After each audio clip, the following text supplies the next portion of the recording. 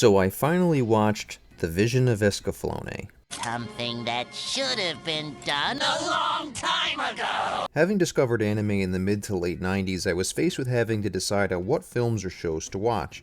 While you would think this would be a relatively easy decision to make, I found myself somewhat overwhelmed by the number of options available to me. For a time, I relied on my older sister and her group of friends for my anime fix. VHS tapes would trickle in for shows like Slayers, Ranma 1/2, and Fushugi Yugi, in addition to being exposed to the heavily Americanized version of Sailor Moon. While I enjoyed aspects of each of these shows, it became apparent that I'd have to branch out on my own to find anime that was more directly appealing to me. Between my love of Venus Wars and my discovery of story-driven video games like Final Fantasy, I quickly developed a criteria for the media I wanted to consume.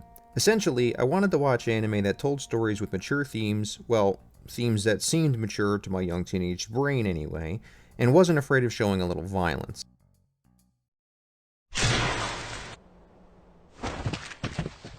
Cool. It was for that reason that my initial exposure to The Vision of Escaflowne on TV in the late 90s elicited a response of, As it would turn out, that wasn't really Escaflowne's fault, but 90s America's fault. Specifically Fox Kids.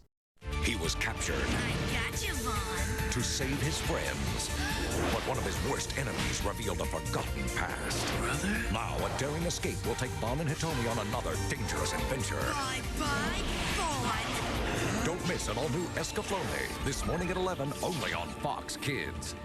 At the time, Fox was trying to emulate the success of other anime localizations that had proven popular with children. While I don't want to spend too much time on the details, Skip to the end. this resulted in a heavily edited version of Escaflowne finding its way to our TV sets.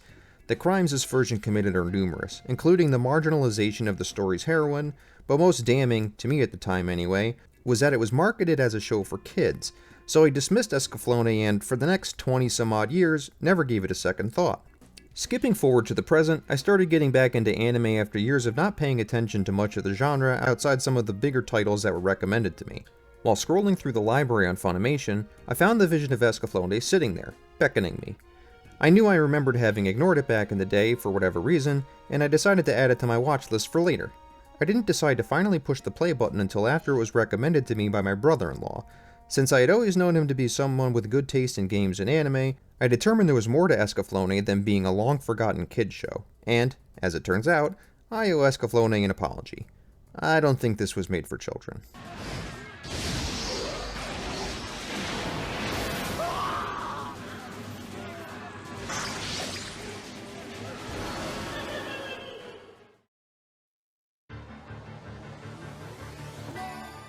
The Vision of Escaflowne follows the story of a Japanese high school girl named Hitomi, who falls victim to the popular anime trope of being magically whisked away to another world.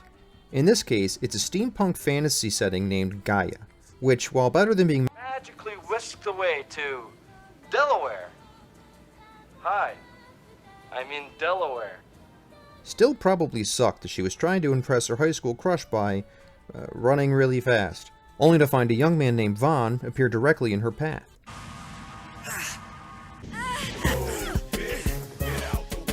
Vaughn had been mysteriously transported to Earth while battling a dragon, as you do. Thankfully, the dragon was kind enough to follow him to finish the fight.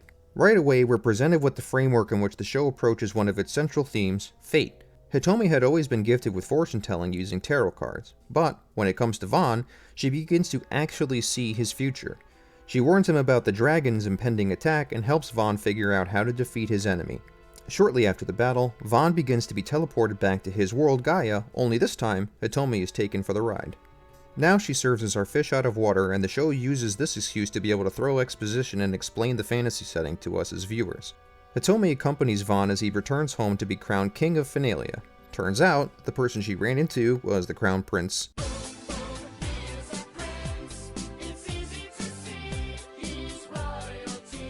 Along with this, Vaughn inherits the kingdom's ancient Gailameth, Escaflowne. Gailameths are essentially giant mech suits that fight with equally giant swords or other medieval-style weapons. Escaflowne is a particularly unique and powerful Gailameth, nicknamed the Dragon as it, well, can transform into a dragon. It turns out that slaying the dragon was a rite of passage to ascending to the throne and inheriting the Gailameth Escaflowne, We also find out that Vaughn's older brother failed to accomplish this and abandoned his kingdom. It isn't a good first day at the office for the new king, as Finalia is suddenly attacked by the Zybok Empire. The Zybok forces, using cloaking, cloaks, catch Finalia by surprise.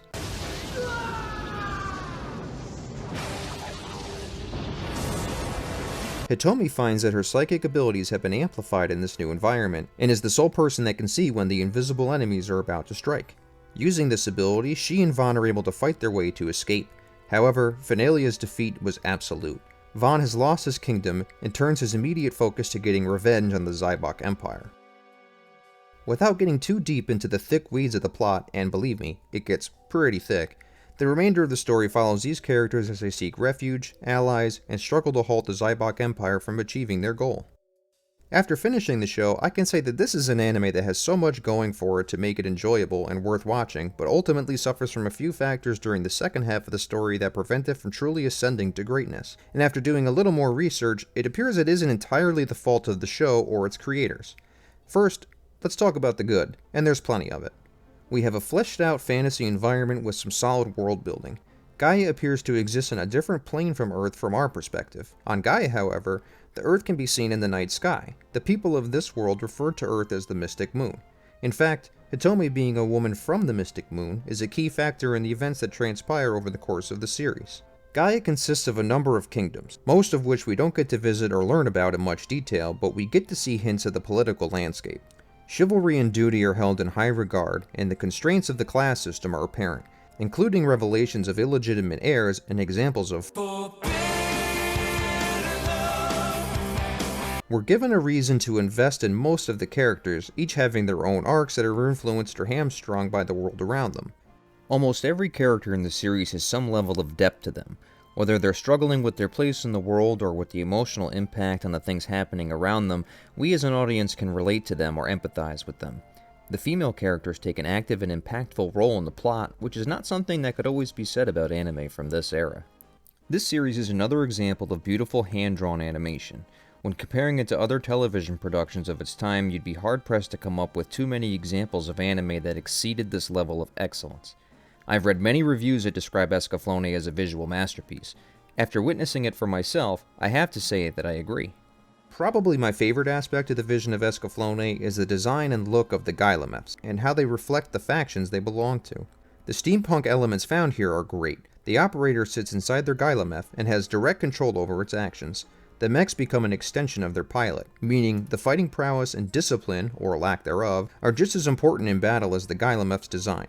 When we get peeks inside the steam-powered mechs, we see the level of thought and detail that goes into the designs, seeing the gears and apparatus that logically show how they're operated. In terms of the Zybok Empire, they also show the level of technological advancement they have over the other kingdoms of Gaia, both in terms of their ability to fly and in the weaponry they're equipped with.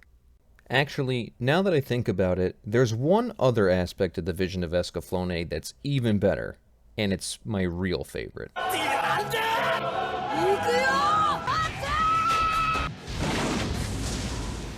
見たものすべてを始末すればよい燃えろ燃えろあっぱれだよフレイド傷がうずくチクチクチクチクチクチクチク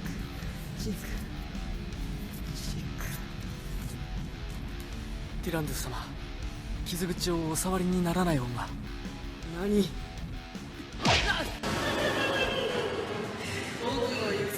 まだ終わっちゃいないんだよバーン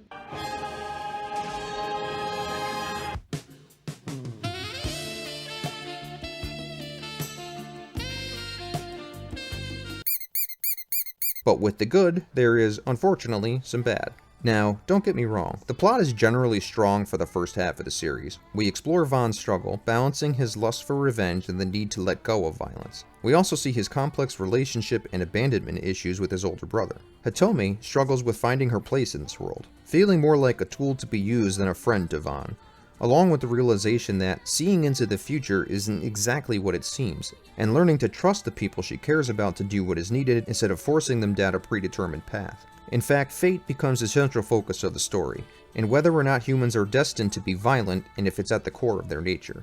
and it's here that the series begins to stumble over itself. It's as if somewhere just after the halfway point of the story, the creative team jumped into lightspeed. Things start to get thrown at the audience so quickly and without warning that it becomes difficult to make sense of it all, including a seemingly random plot twist toward the very end that comes out of nowhere. If you've seen the series, you probably know what I'm talking about. The final detractor I have to mention is the ending. Without spoiling anything, I feel like Hitomi gets robbed of her happy ending for reasons that I still don't quite understand. In defense of the show, I did some research and watched a few behind-the-scenes interviews, and the rapid change of pace and confusion of the plot appears to be out of the hands of the creative team to an extent. The initial planning was to tell the story over the course of 39 episodes. Due to various reasons, the show was shelved for 2 years before it entered production. After bringing on a new director and making some character changes, the series finally moved forward. However, the budget they were provided required the series to be cut down to 26 episodes. Instead of removing characters or making cuts to the plot, the creators decided to force the narrative into fewer episodes. The team tried to wrap up the story in the time they were allowed and made a valiant effort, but the effects of the lost time is apparent. Looking back, I can confidently say that I made some assumptions about this series based on the marketing decisions of 90s America. It turns out, I wasn't giving Escaflowne a chance and I missed out for over 20 years because I couldn't be bothered to let the art speak for itself. This is a show that's worth watching for the design and style alone. Turns out the rest is pretty good too, if you don't mind a little messy speedrunning at the end. If you've ever been on the fence about watching it, I'd say it's time you took the plunge. But I would caution you, if you like the series, you should avoid the movie.